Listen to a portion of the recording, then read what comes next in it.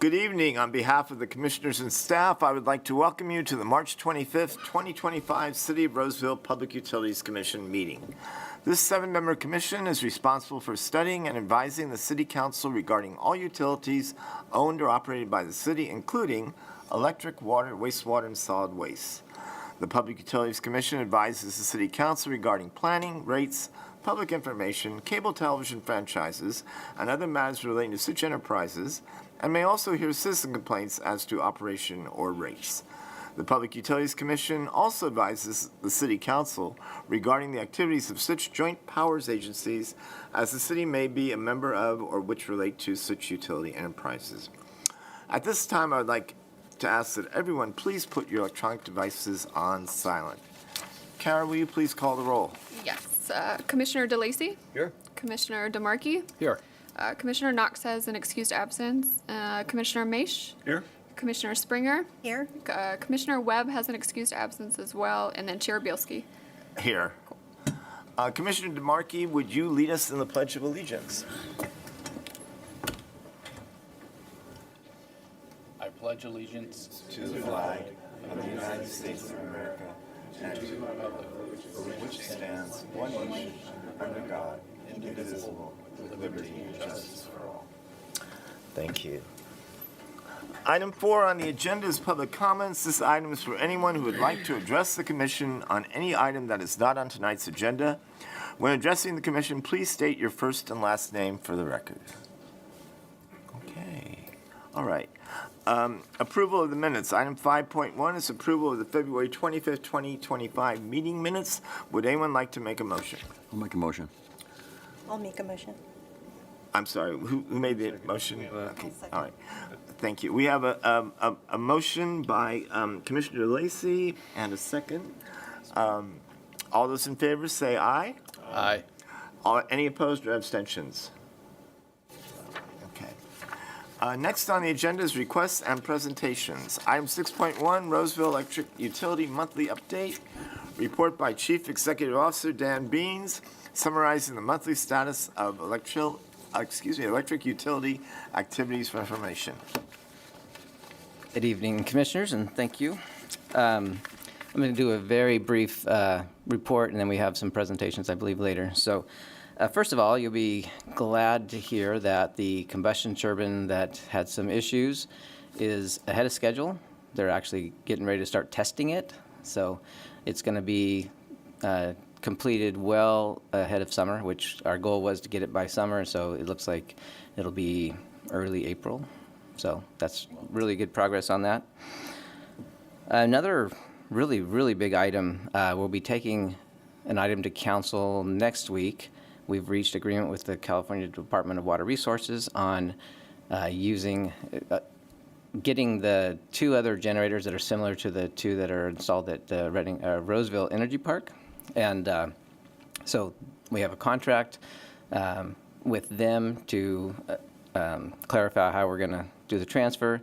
We have an EPC contract, which is a engineering, procurement, and construct contract that's going to take their units, put them on our site at the RPP2, the Roseville Power Plant number 2. That power plant is 40 years old. It needs to be repowered. It's on our books to do it eventually, and so we found a way to very economically repower it using the CDWR units. And the nice thing is they'll match the other 2 we have. Like I said, they're very efficient, fast start. So that is going to be a huge win for the city. Why are they moving them or transferring them?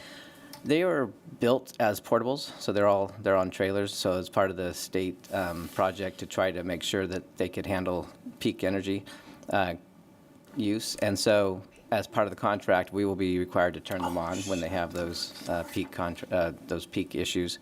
And then after a few years, they actually become ours, and so then we can do with them as we want. We'd still, of course, run them when the state needs energy. So, but yeah, where they were located. The tenant didn't want them there anymore, and so the state put out an RFI to say who would want these, and we had a great site. Everything's just lined up really well. So we were very competitive with that. So we're very excited to get that. Any other questions on the units? Okay, so the last thing I was going to bring up is the rodeo. It's coming Saturday. It's free to the public, free parking, free events. It'll start opening ceremony at 7:30 in the morning, and it'll probably conclude the kids' events end around 3. The competition with the line crews will probably end around 3 or 4.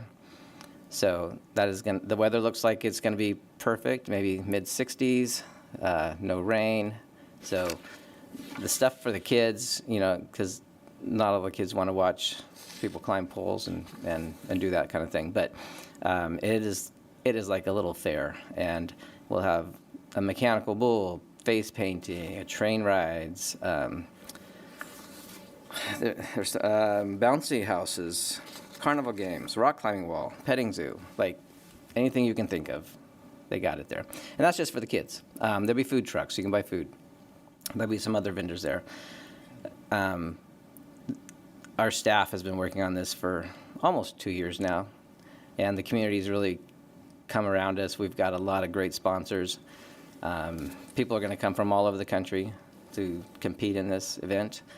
So this is kind of a once in a forever type of opportunity for Roseville. So it's going to be amazing. So I encourage you all to come. The parking we expect at the grounds will probably fill up. It could. It's hard to know. We could have anywhere from 3,000 to 10,000. So we will have a shuttle bus, 2 buses running from South Grant Street by City Plaza here.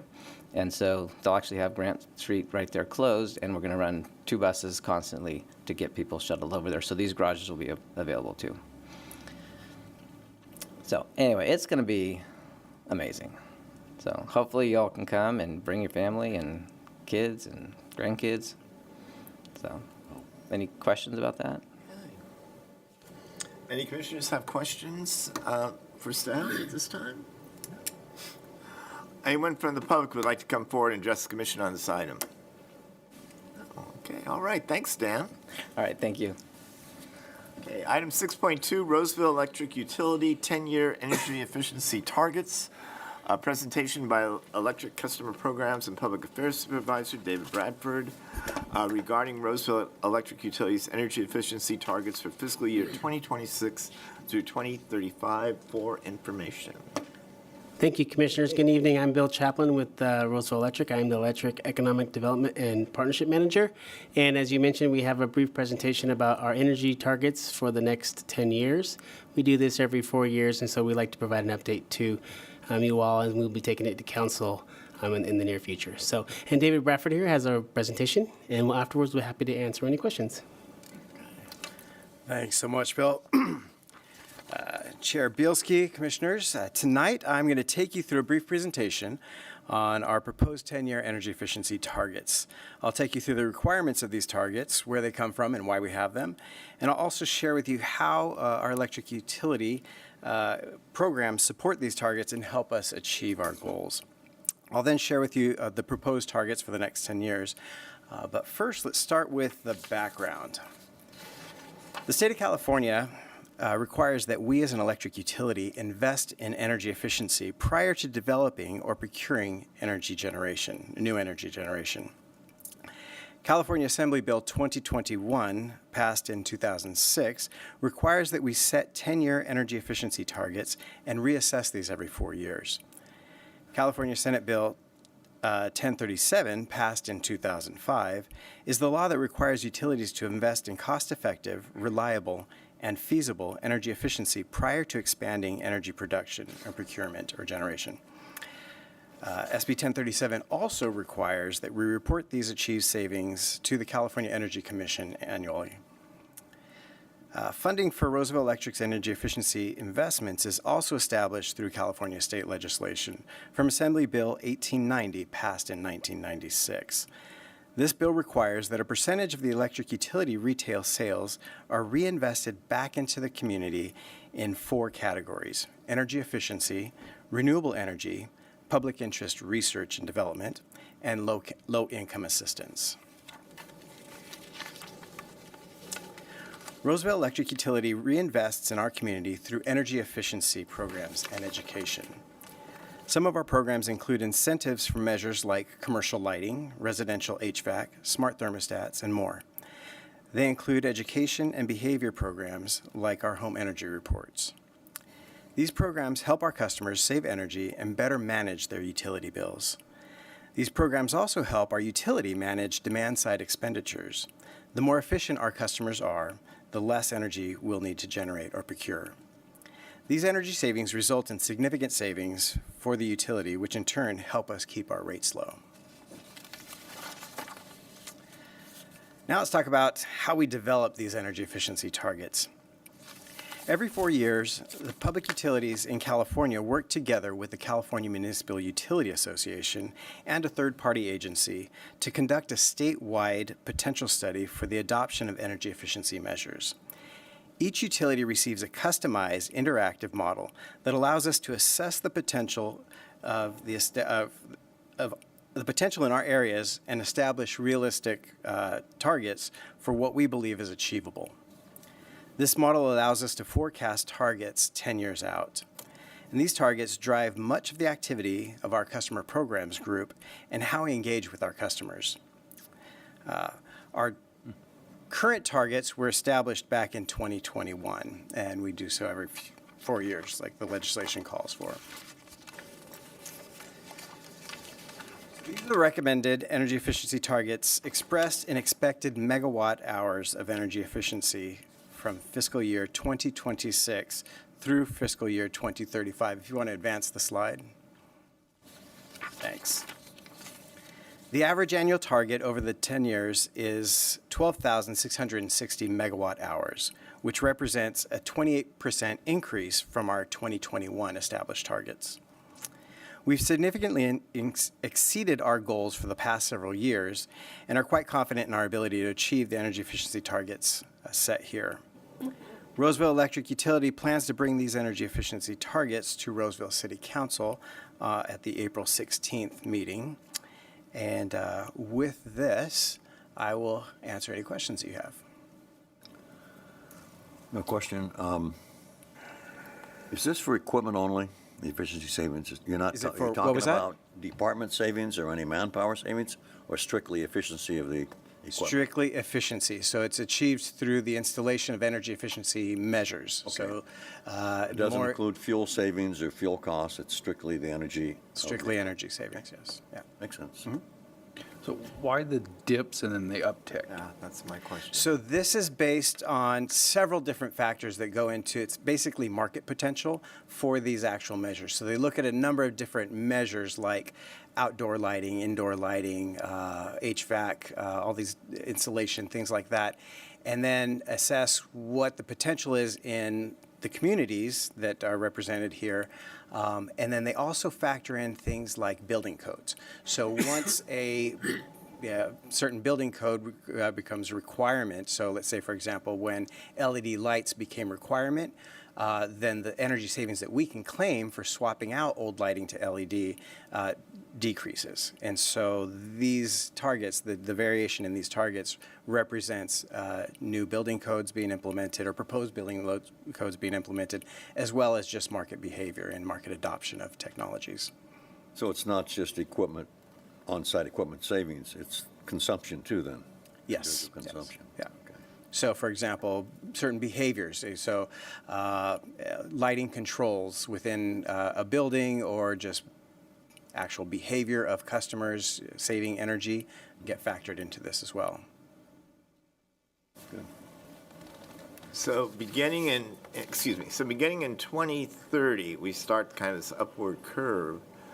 And so I guess my question is, the lighting is a good one because my subdivision is going to turn 24 this year, and we've got the big old pole lights. Everything new has the low lights. Yes. But everything also new is has solar panels on the roof. So is that, I don't know how you would take that into account then, because you're not really.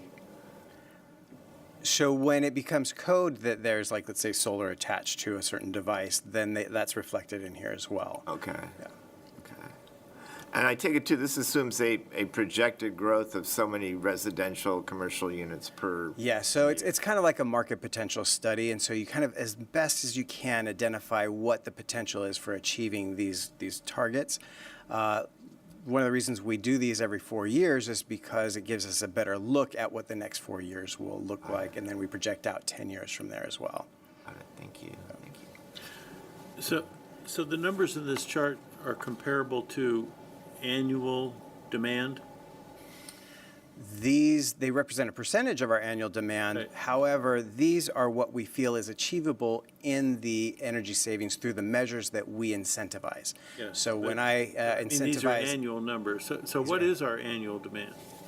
our annual demand, Yeah, and so in our peak, we have a, These account for about 1% of our annual. yes, so this is megawatt hours, right? Yes. Of saved. In other words, you're going to reduce our total for the year by the amount. 12,000 megawatt hours. What is our total for the year?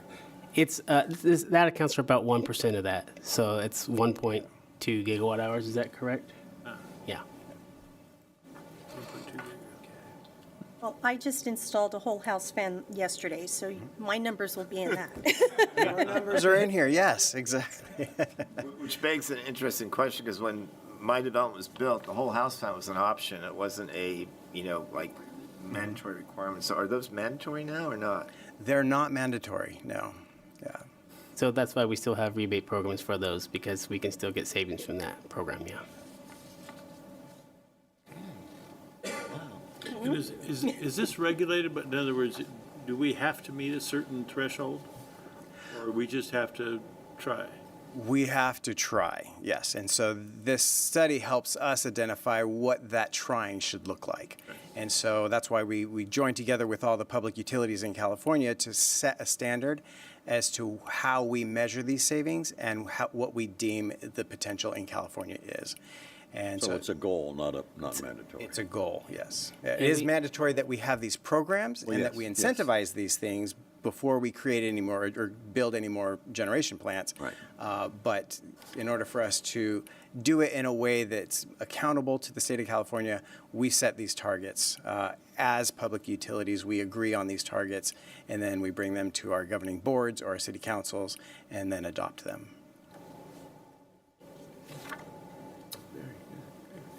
When you say you agree to these targets, is this in other plants, other utilities are doing the same thing?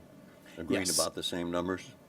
Yes, and so they'll see very similar things. However, the tool that we receive is adjustable and customizable, so we can take into account what's happening in our territory, and then adjust those things accordingly.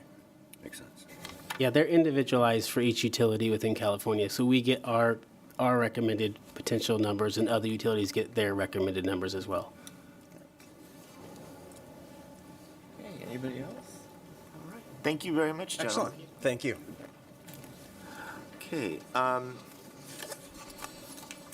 6.3, Roseville Risk Oversight Committee, selection of PUC representative, presentation by Electric Resources Planner Glenn Hoffman regarding the background and responsibilities of the Electric Risk Oversight Committee, or the ROC. Following the presentation, the commission will take formal action to select a representative from the PUC to fill one vacant position on the ROC. And this is an action item. All right. Okay. And Joanne's here tonight as well, so good evening. Moral support. Good evening, Chair Bilski and members of the Commission. My name is Glenn Hoffman, and tonight I'll be presenting an overview of the Electric Risk Oversight Committee. Next slide. The Risk Oversight Committee, or a ROC, reviews electric's risk governance and financial health, providing oversight and recommendations before council decisions are made. The purpose of the ROC is to review and discuss the city's financial and risk management strategies, ensure compliance and policies and oversight procedures, review policy violations and recommend corrective actions as needed, and recommend risk-related actions and policy updates to be presented to the City Council for review and approval. The ROC includes 9 voting members, 2 city council members, 2 public utility commission members, the city manager, assistant city manager, chief financial officer, the city attorney, and the electric utility director. The responsibilities of the ROC fall into 3 main areas. The first is oversight and reporting, which monitors risk management, compliance, and financial risks, and setting the scope and frequency of reports to the city council. The next is risk policy and compliance, reviewing policy violations, regulatory compliance, and remediation steps, as well as recommending updates to risk policies. And lastly is approvals and recommendations, approving members of the Risk Management Committee and reviewing new policies, markets, and products. That concludes my presentation, and I'd be happy to answer any questions that you may have. Do any of the commissioners have questions at this time?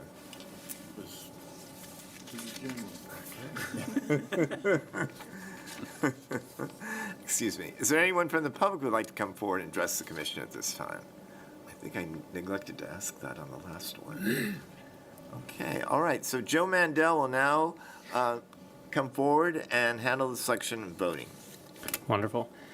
Glenn, could you let everybody know when the next ROC meeting is scheduled for, if you know it off the top of your head? Sure, April 21st at 9 a.m. Okay, perfect. Yep, this is a not at night meeting. I just wanted to note that. It's during the day. So again, we're looking for a selection of a PUC member for representation on the Electric Risk Oversight Committee. We have 2 members on the PUC. Commissioner Webb is already on the ROC. Commissioner Granger was our former PUC commissioner, but when he termed out, we now need to select a new one. So I'm going to, in a moment, ask who has an interest in being a representative by a show of hands. And then what we'll do is you can kind of give your 1-minute elevator speech as to why you're interested, you know, sort of what your qualifications or whatever are if you are interested. If there are multiple people interested, I have little ballots that we can fill out and say, my name is this, and I am selecting this person to be our representative, and we can tally those up and figure it out. But that's sort of the plan. I'm happy to, you know, answer any other questions. Glenn can answer more questions about what the ROC does. We all support it, and so have any sort of substantive answers that you guys may want. Otherwise, we can go straight to, are you interested? So if you're interested, raise your hand. Okay, well, we can make this really easy if we only have one person interested. All right, speak now or forever hold your peace. All right, then would anyone like to make a motion to select Commissioner Maish as the Public Utilities Commission representative for the Electric Risk make that Oversight motion. Committee? Okay, Commissioner DeLacy has made the motion. Would someone like to second it? Seconded by Commissioner DeMarchi. And so, Kara, will you please do a roll call vote? Yes. Commissioner DeLacy, Aye. Commissioner DeMarchi, Aye. Commissioner Springer, sorry, Commissioner Chair Bielski. Aye. You can vote for himself. Yeah. Also, yeah. We vote, can, yeah, okay, Commissioner Maish. Yeah. Okay. Wonderful. Okay, so motion passes 5-0, and congratulations, Commissioner Maish. We will see you at the next ROC meeting. Where is it? Good job. Where is it? It will be probably it's going to be in one of the conference rooms over at 116 South Grant across the street. It's just a matter of which conference room at this point. We'll make sure to forward the details. Thank you. Thank you. Thank you, Glenn and Joanna. Thank you. All right. Item 6.4, Environmental Utilities Monthly Update, report by Water Utility Manager George Hansen summarizing the monthly status of environmental utility activities, and this is for information.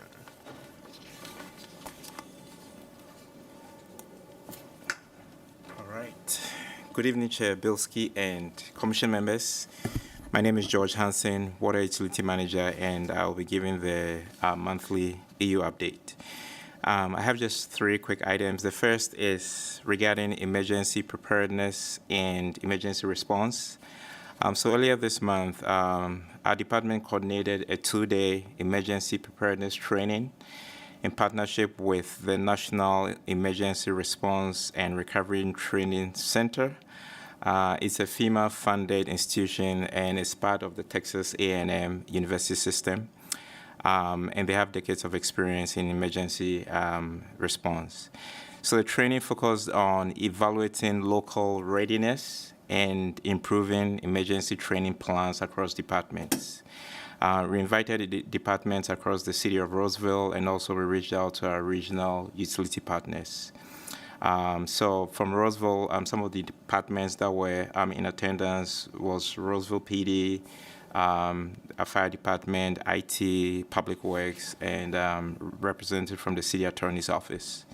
So the training helps ensure our local emergency operation plans are implementable, and that we are identifying and working to close any gaps in readiness. So we'll continue to prioritize cross-agency coordination and preparedness as part of our department's focus.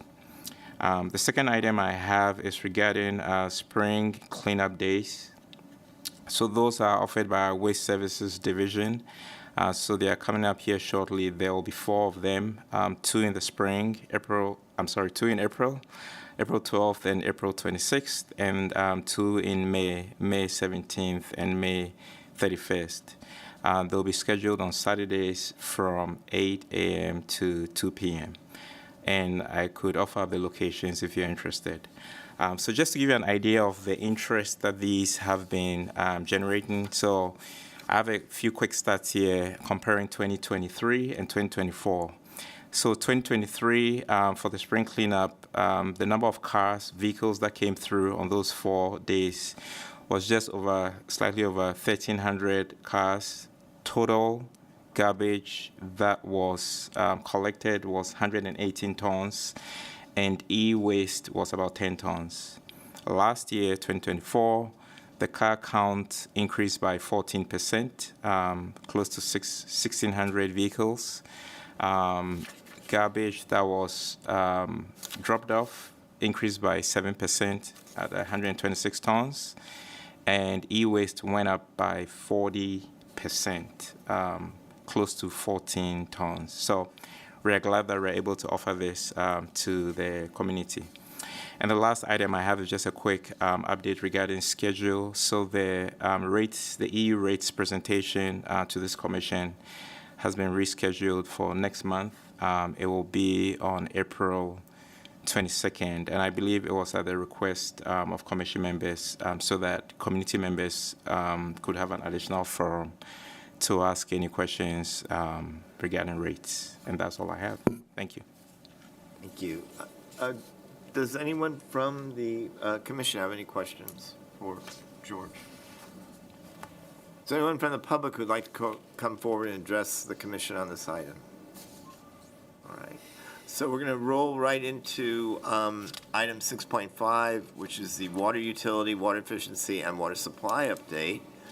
George is going to be joined by Bobby Alvarez for an overview of the water utility, water supply, water efficiency operations for information. All right. Thank you again. George Hansen, Water Utility Manager. I'm joined by Bobby Alvarez, Water Conservation Administrator, and we'll be providing an overview of the water utility, our water efficiency program, and water supply update. Next slide. So our presentation overview, we'll be discussing the sections within the water utility. We'll be touching on a few of the facilities we own and operate. We'll discuss water supply or water allocation updates, strategic plan and implementation strategies, and we'll wrap it up with our water efficiency program. So this, I know it's a very busy slide, not intending for you to read all the names there, but it's just to show you the sections within the utility. So those blue boxes somewhere in the middle of the chart show you the sections as you go from left to right. We have the water treatment plant, the water distribution section.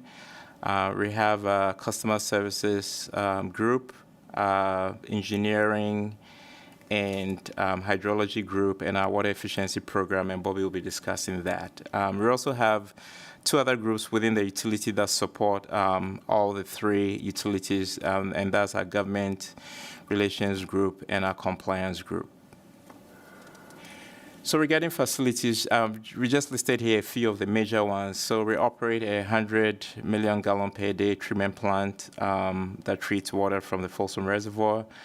Our distribution system is comprised of over 700 miles of water mains throughout the city, over 5,700 hydrants, 8 water storage tanks, and pumping stations.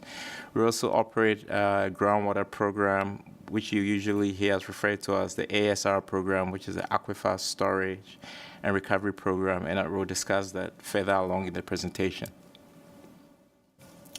So water supply allocation is one of the big things for us. So every year, the Bureau of Reclamation will allocate water to Central Valley Project contractors based on water availability to all Central Valley Project contractor users. They'll look at precipitation, they'll look at snowpack in the Sierra Nevada, they'll look at hydrology and forecast the trends, and based on that, they'll come up with an allocation. And for this year, Roseville received 100% allocation for our contract supply, so that's really, really great news. Next slide. So our strategic plan really guides the work that we do. We actually just updated the plan, so this plan will guide the work we do over the next 5 years. And so it shows you the 4 priority areas or the 4 goals that we'll be focused on as a utility. Those are not listed in any order of importance. So the first is investing in our team. The other focus area is operational excellence, then water supply and infrastructure reliability, and then stakeholder outreach and engagement. So on the next slide, regarding water supply, I'll talk first about the supply side, and then we'll discuss the conveyance side. So we use what we call a diverse water supply portfolio to ensure that we can deliver water reliably to all our customers. So we have surface water contracts, we have groundwater that we use, recycle water for irrigation to make sure that we can meet all those needs. So we have 2 surface water supply contracts, one with the Bureau of Reclamation for 32,000 acre-feet. It's our Central Valley Project water supply. And then we have a second surface water supply contract with Placer County Water Agency. It's our Meadow Fork Project water supply for 34,000 acre-feet. And a couple of years back, I believe it was in the spring of 2023, we amended that contract working with PCWA. And so we have an optional 10,000 acre-feet available to us. So in total, at build-out, we anticipate we'll have up to a total of 76,000 acre-feet. Part of that water supply portfolio, as I mentioned, is our ASR wells, and we'll discuss that further along in the presentation. So on the infrastructure side of reliability, we're working on a broad scope of infrastructure planning strategies with our regional partners.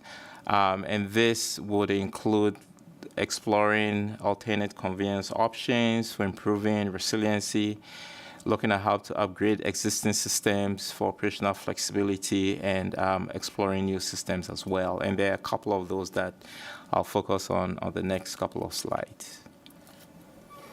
So the raw water conveyance project is one of those infrastructure reliability efforts. It's a joint effort with Placer County Water Agency.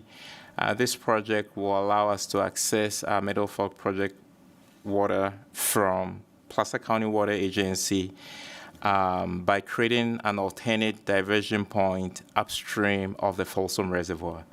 So currently, both Central Valley Project water supply and our Meadow Fork Project water supply can only be accessed by wheeling that water through the Folsom Reservoir. There's a single intake structure there and delivering it to Roseville. So in the event of a drought, if there are cutbacks to our water supply, both our water supplies, both the bureaus and our supply of PCWA are impacted. This project will allow us to create a diversion point upstream of Folsom Reservoir so that we can access that. The federal partner on this project is the Army Corps of Engineers, and currently we're working on executing the project partnership agreement, and after that we can proceed with the work. Another regional effort that we are involved with is the River Act project. This is a regional collaboration with City of Sacramento, Sac County Water Agency, Placer County Water Agency, and City of Roseville. And what this project will allow us to do is to create a diversion point for our Central Valley Project water supply of the Sacramento River, so that in any event of a drought, if we were to face a dead pool situation and our CVP supply was impacted from the American River, we can access those supplies from the Sacramento River. This project, we're about to kick off the environmental phase of the project. I mentioned our ASR program at the beginning of the presentation. So this is part of that diversified portfolio that I described. So what this allows us to do is during drought years or dry years, when surface water is scarce or is cut back, we have the ability to access groundwater using these wells to deliver water to our customers, to supplement our surface water supplies. So currently we have 6 ASR wells. We're in the process of constructing 2 additional wells, and then there are 2 future wells planned, for somewhere in the 2030 to 2032 timeframe.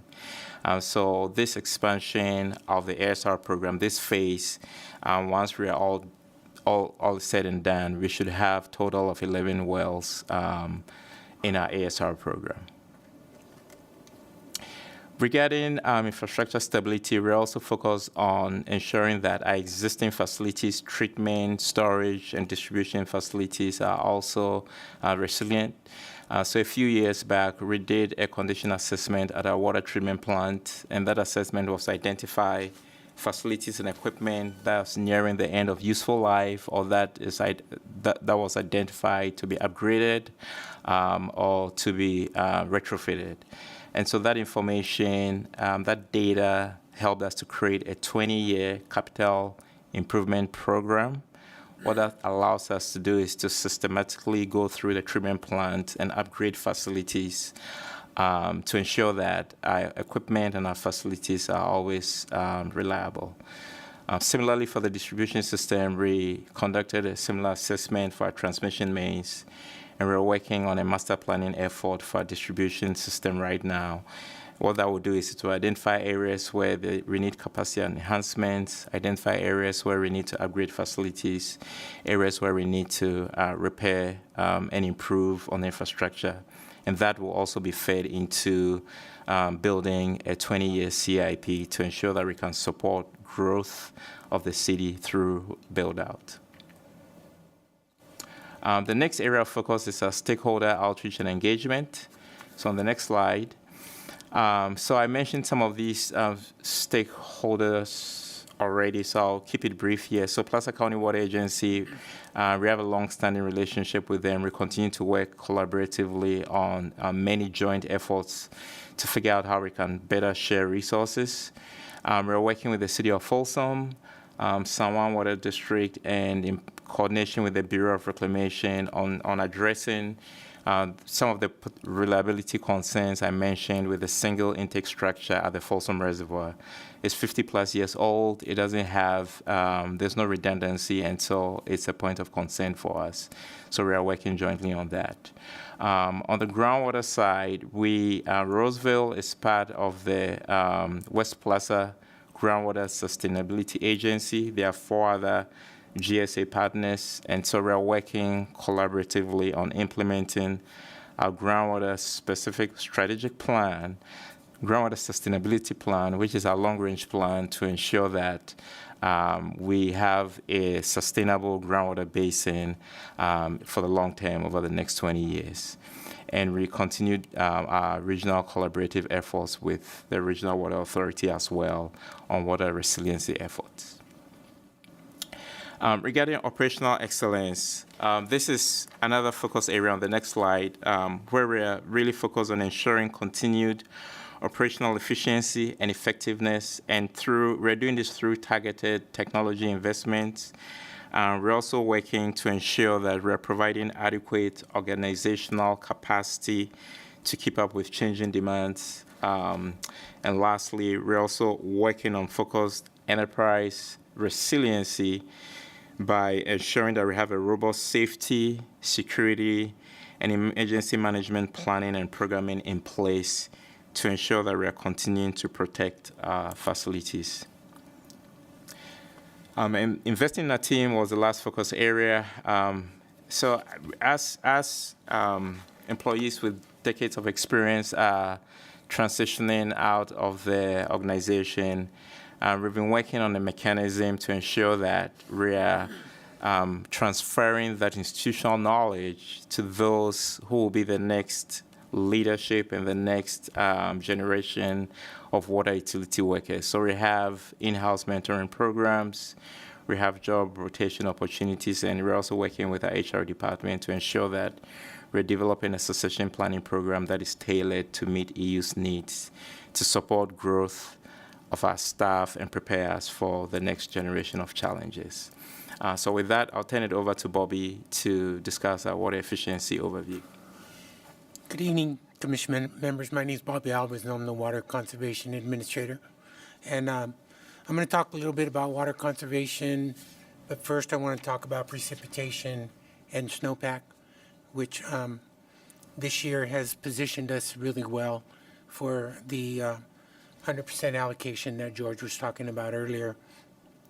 In terms of precipitation, we're pretty much at average. We're actually expecting more rain this week. So we're positioned really well in terms of precipitation. Timing is also important for this as well, because we've had some years where it rained too soon, but didn't have enough time to freeze and create snowpack. Next slide, please. In terms of snow water equivalent, we're at 89% of April 1 average and 92% of normal for this date.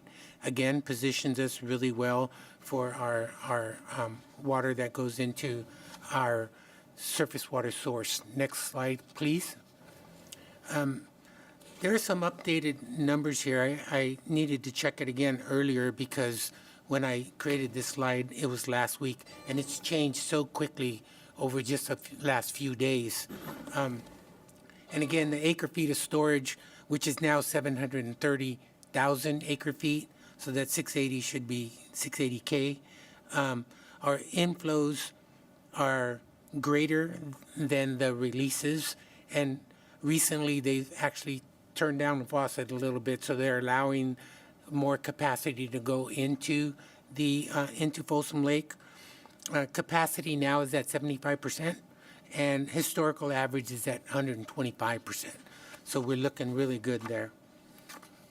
The next slide, please. And this is just a line graph to show you the releases a couple of weeks ago. They were just creating more storage, and now they're just letting the lake fill. Next slide, please. This is just a quick overview of the state of California. You know, it's always nice to see this slide with a lot of blue.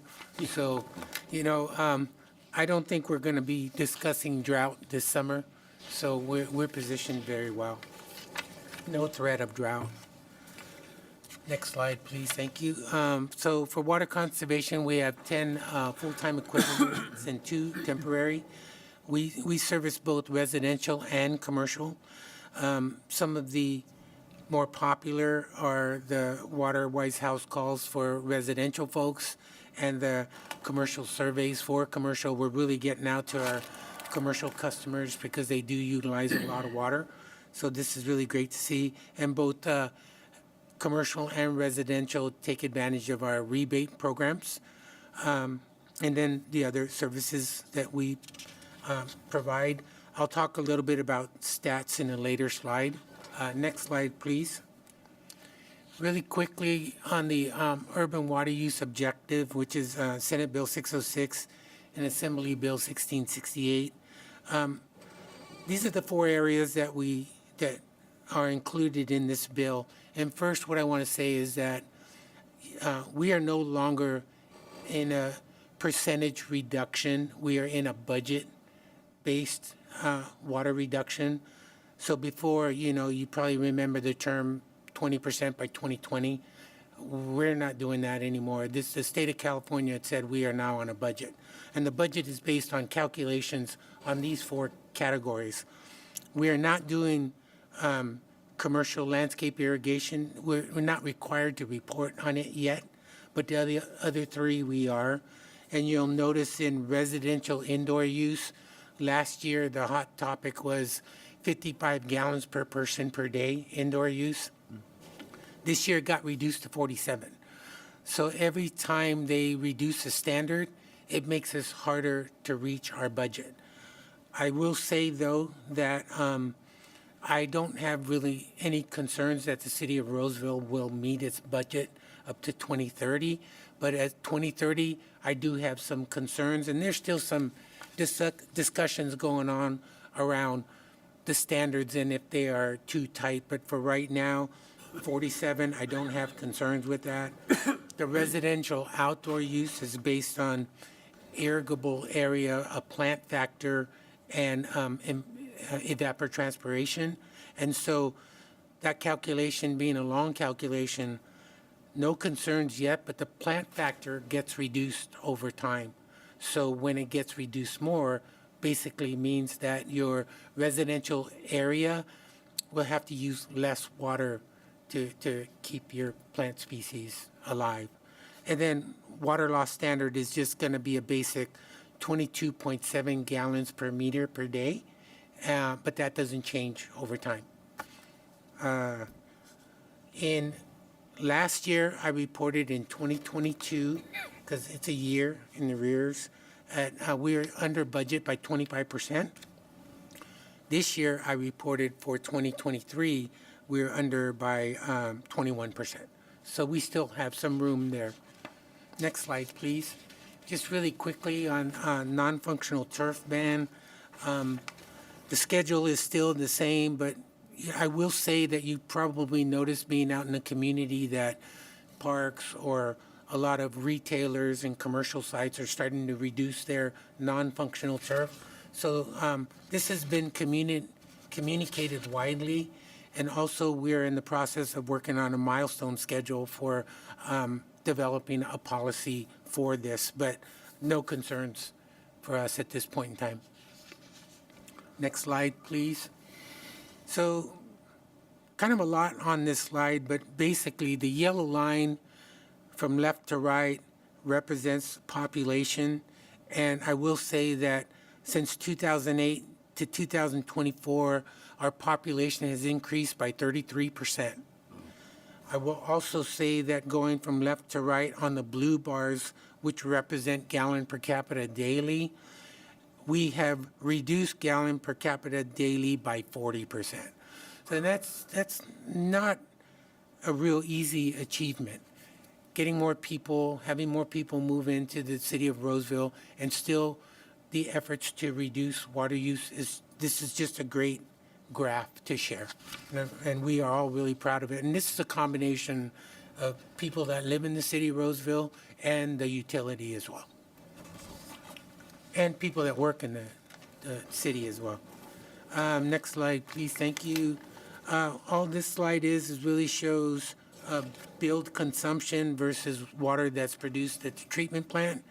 And really what I kind of want to show here is from 2020 to 2023, that gap between what was produced and what was billed is averaging about 12%. For last year, the gap got reduced to 9.7%. And this is a direct result of better tracking, our leak detection efforts. But I also want to say that that gap does not represent all water loss. It also represents unbilled authorized use. So like, for example, the fire department, right? They're not billed for the water they use to put out fires or in their training center, but it is part of that 9.7. So that means our water loss is even less than that. Next slide, please. Again, just marketing and outreach platforms that we use. We get the word out to the community. Maurice Cheney and his group does a really great job of getting the word out. And these are the methods that they use. Next slide, please. Some of the projects and events. our inspiration garden over at the UEC is complete now. We completed it last year.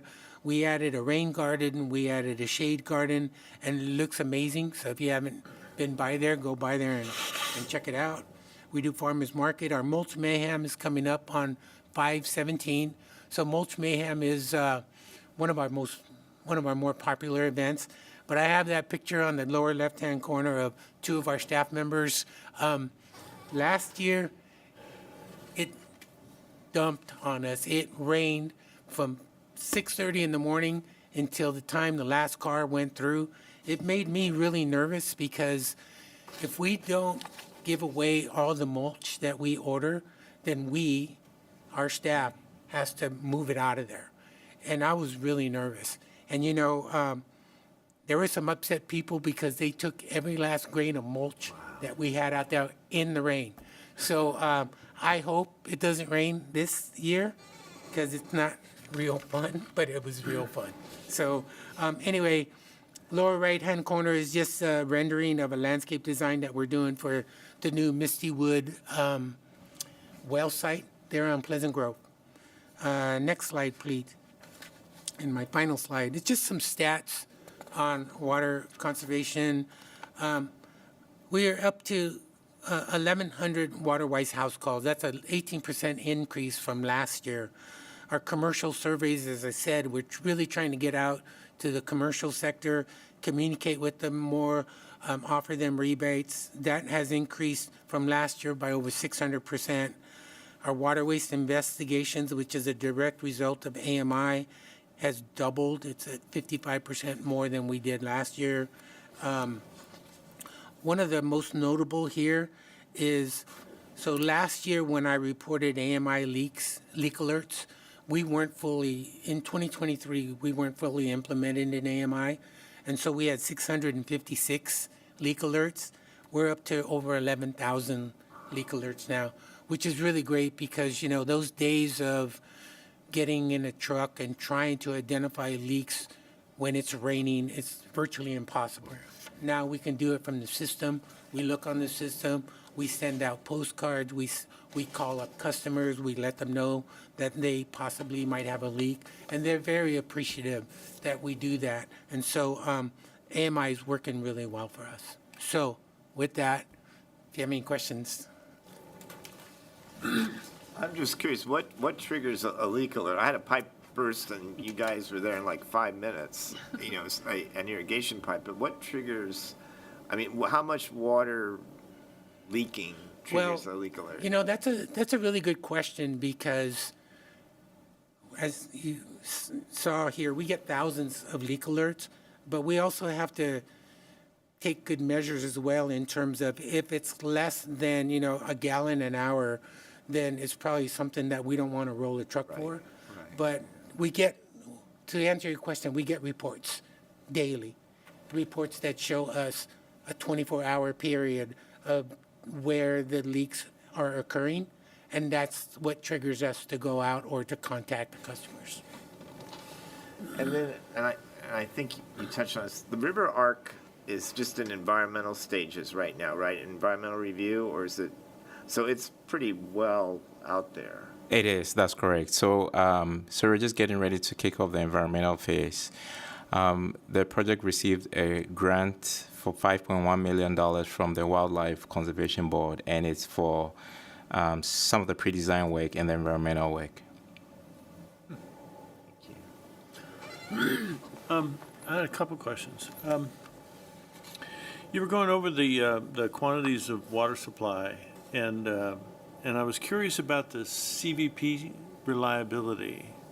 So in the last drought, which looks like it was in 2021, do you recall what percentage of our contract amount the city received from the Bureau?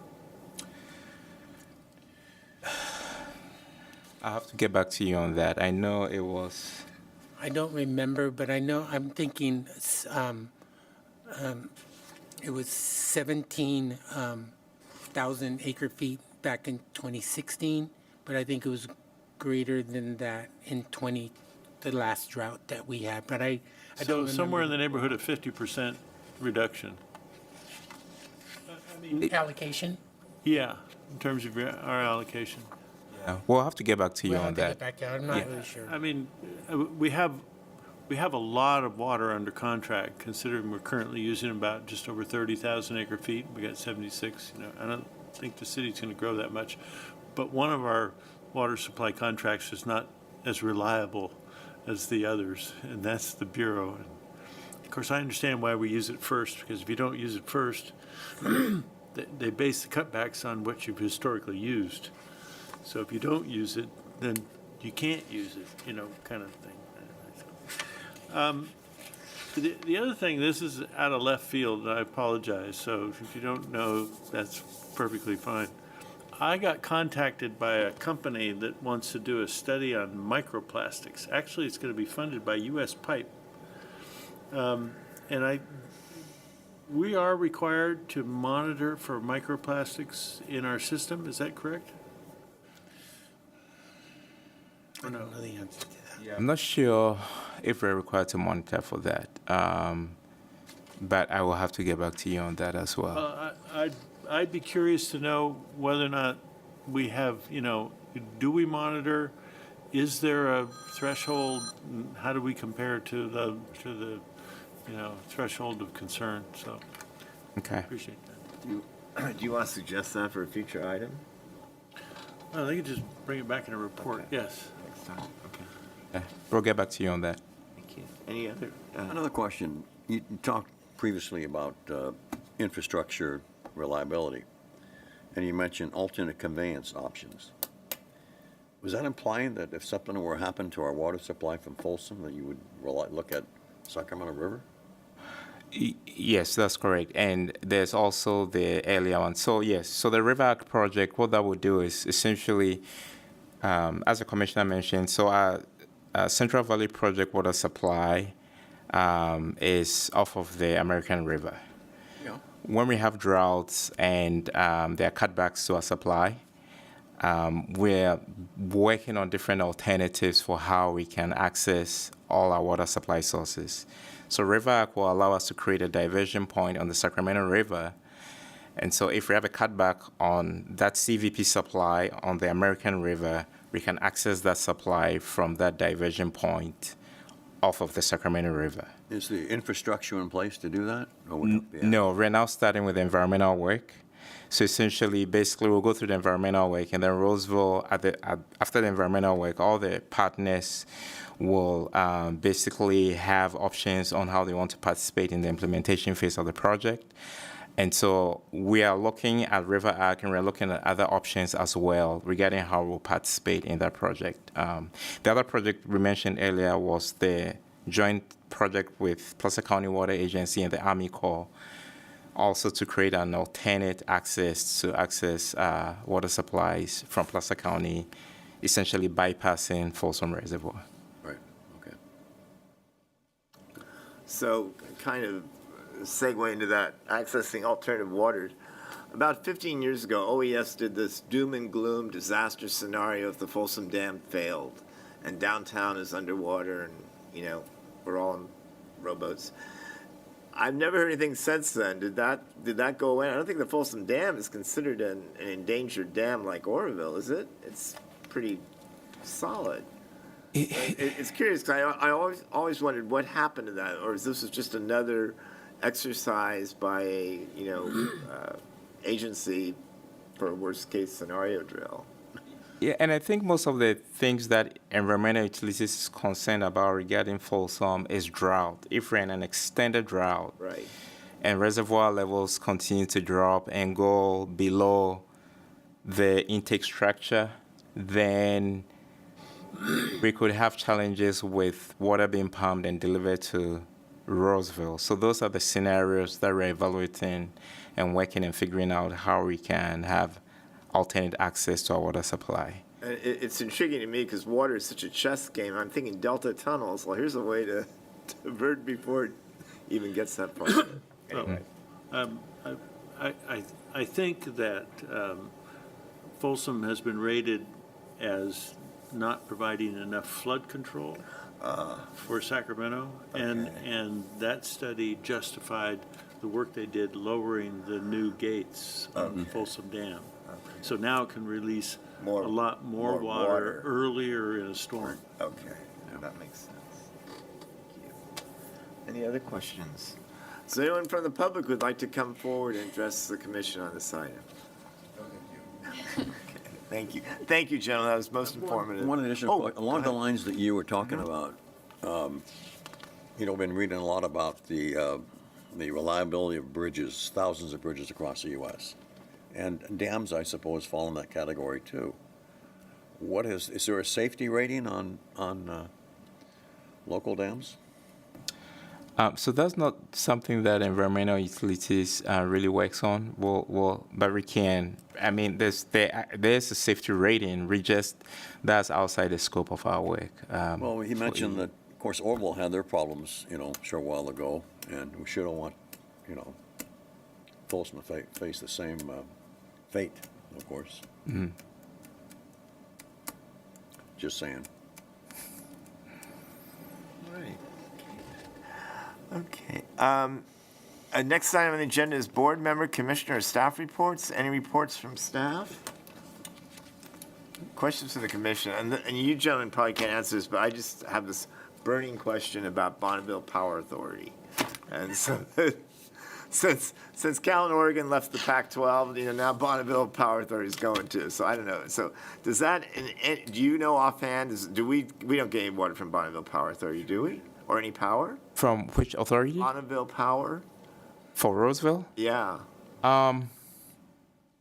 We'll have to find out from Roseville Electric if we're buying power from. That would be a yeah. Roseville Electric Roseville Electric question that I don't sorry. want. George, I don't want you to have to Thank you. answer that, so, yeah. Any items for future meetings? Okay, all right. All right, at this point, I'm going to ask for a motion to adjourn. So move. Second? All right, it's been moved and seconded by Commissioner Meisch and Commissioner Ringer. to adjourn. All those in favor say aye. Aye. Opposed? Abstentions? Okay, all right. All right, Thanks, thank you. gentlemen.